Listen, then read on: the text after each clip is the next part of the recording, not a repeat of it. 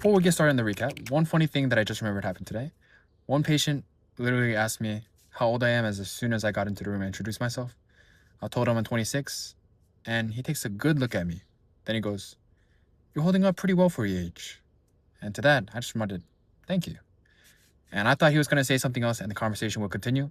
However, right after that, patient ended up taking a nap, and that was the end of the conversation. And I thought that was kind of funny because after that, we just took our full echocardiogram procedure, and that was it. And we're moving on. Now, back to the show. Officially done week 21, day 104. Finished, pinkies up, like the fancy people.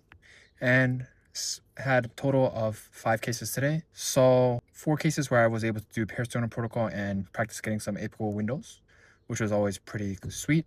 On top of just the other observation, just to be able to figure out a case flow, figure out pathologies and why we take certain measurements and certain structures, because I always like to ask that to my sonographer after the case is done, just to see, hey, this is what's going on, why we're piecing this information together when we take certain measurements in certain exams for certain pathologies and not for others. And overall, that just helps me learn personally. I will say it's been a hectic week just because we had physics midterm coming up next week, on top of a lot of cardiomyopathy and pharmacology for a test 3 in like 2 weeks. So it's going to be a lot of studying. But I will be rewarding myself, probably watch Toy Story 5 sometime this weekend with my A-list. And I heard there's some sort of goodie for the Toy Story 5.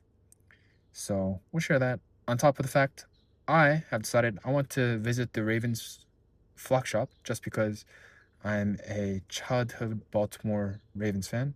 Still my team. And Lamar will win the Super Bowl one day.